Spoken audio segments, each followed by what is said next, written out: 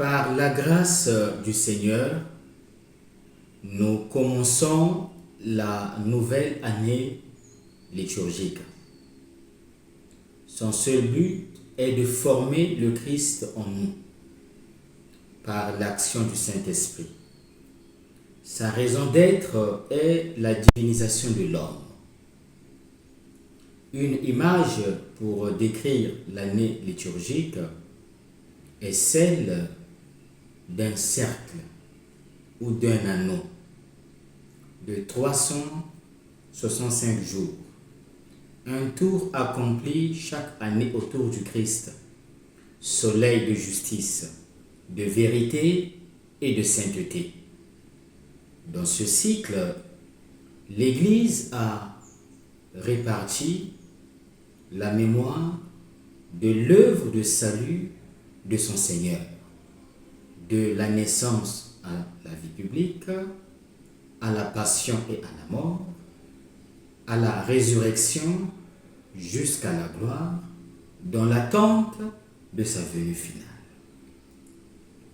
Chaque année, l'Église retrace le parcours de son Seigneur pour le connaître, le contempler, revivre ses moments les plus importants, puiser dans son œuvre de salut, dans l'attente de le rencontrer dans la gloire. Le mystère pascal est au centre de toute l'année liturgique. C'est en lui que culmine l'œuvre de Jésus qui s'est incarné, est né de la Vierge Marie, s'est manifesté au mage, a jeûné, a prêché, a accompli des prodiges, a été crucifié et enterré, est ressuscité, est monté au ciel, est intronisé aux côtés du Père et reviendra à envoyer le Saint-Esprit sur les apôtres. L'année liturgique se caractérise donc comme un itinéraire de foi, d'écoute de la parole, de prière. Un itinéraire de vie, celui-même du Christ, capable de transfigurer nos vies d'année en année, jusqu'à la rencontre ultime avec lui, Seigneur de la gloire. Au cours de cette année liturgique A, nous sommes accompagnés par l'évangile de Matthieu, que nous pouvons appeler l'évangile de l'Emmanuel. En effet, Dieu avec nous est l'un des noms de Jésus, et nous le trouvons au début et à la fin du texte. Matthieu chapitre 1, verset 18 et Matthieu 28, verset 20. Nous pourrions appeler ce dimanche, ce premier dimanche, dimanche de Noé. Car Jésus évoque ce personnage pour nous aider à mieux comprendre le moment de sa venue. Au verset 37 à 39, nous lisons: Comme au jour de Noé, ainsi sera la venue du Fils de l'homme. En effet, comme dans les jours qui précédèrent le déluge, les hommes mangeaient et buvaient, se mariaient, jusqu'au jour où Noé entra dans l'arche. Et ils ne se rendirent compte de rien jusqu'à ce que le déluge vienne et les emporte tous. Ainsi sera aussi la venue du Fils de l'homme. Les verbes utilisés: manger, boire, prendre femme ou mari, ne sont pas négatifs en soi, mais ils le deviennent s'ils détournent l'attention de ce qui se passe. C'est à cette similitude que Jésus fait allusion. Sa génération, tout comme la nôtre, ne se rend pas compte de ce qui se passe, c'est-à-dire de la venue du Fils de l'homme, qui, comme le décrit la vision de Daniel, viendra soudainement sur les nuées et décrétera la fin des empires oppresseurs qui n'auront pas d'avenir. À l'époque de Noé, la plupart des gens ne se souciaient pas des choses d'en haut. Ils n'avaient pas cette conscience intérieure qui leur permettait d'accueillir la grâce divine. Les gens étaient trop sûrs d'eux. Aujourd'hui encore, d'une certaine manière, c'est la même chose. Nous vivons dans une certaine assurance de nous-mêmes, dans une auto-survie. Jésus nous invite à faire attention. L'histoire se répète et la pensée humaine se révèle être une folie. Le psalmiste dit: si le Seigneur ne bâtit la maison, ceux qui la bâtissent travaillent en vain. Si le Seigneur ne garde pas la ville, le gardien veille en vain. Psaume 127. La seule solution est veiller.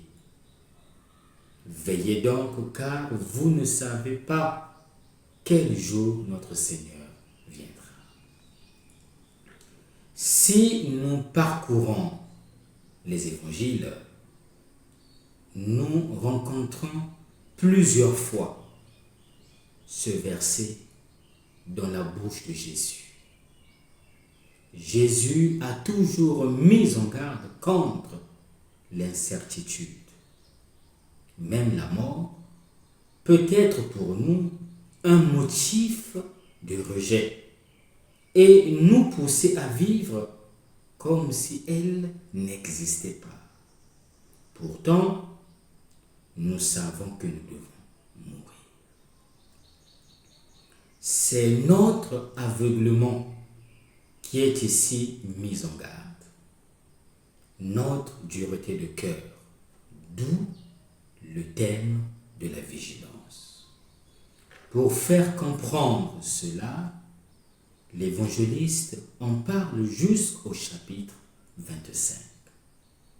Veiller signifie ne pas rester barricadé en sécurité, mais assumer chaque jour ses responsabilités, affronter les événements de la vie. Veiller, c'est se mettre continuellement en présence du Seigneur. Être vigilant, c'est avoir la force de briser l'indifférence, l'inertie, la distraction.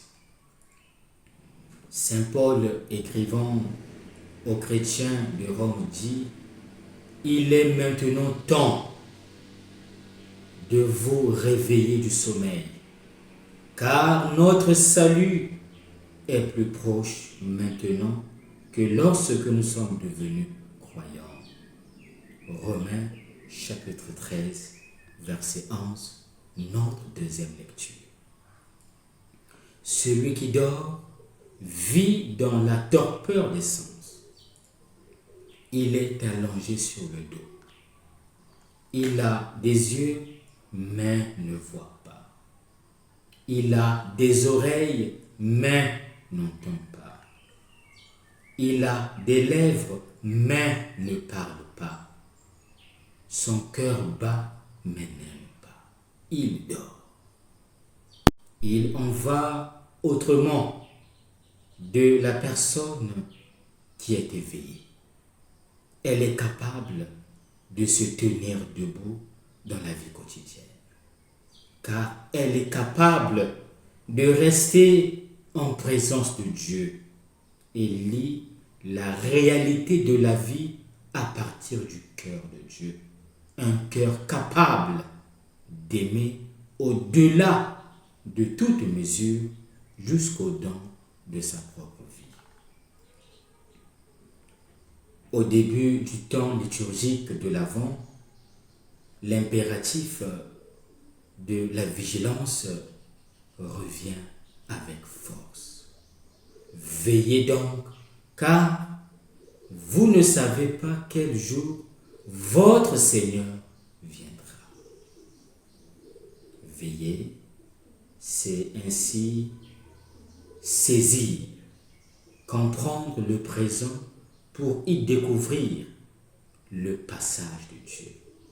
Non pas pour l'admirer, mais comme un temps de grâce pour vivre et donner de l'espoir à notre époque. Mais nous avons un don supplémentaire, savoir que Jésus naît à Noël. Donc, nous savons quel est le jour et nous ne pouvons pas nous permettre d'être pris au dépourvu. Quel est l'enseignement à retenir? Le message de ce dimanche est le suivant.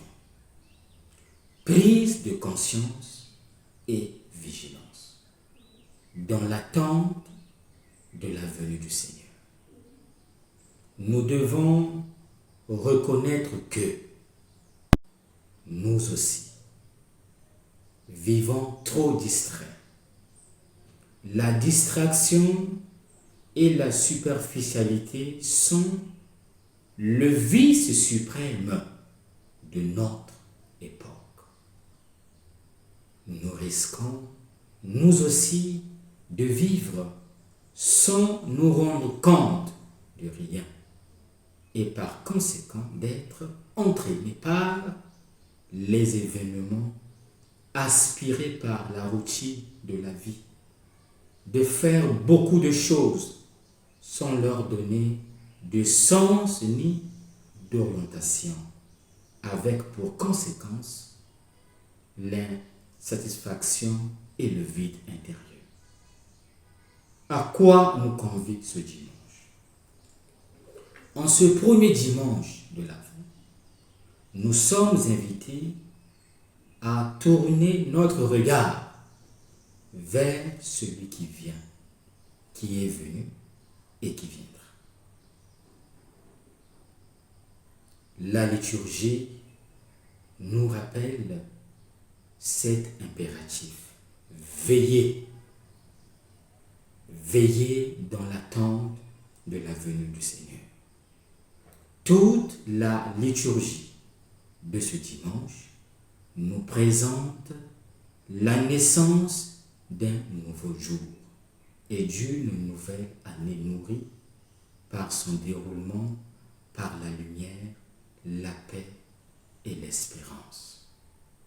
La nuit est avancée, le jour approche, rejetant les œuvres des ténèbres et revêtant les armes de la lumière.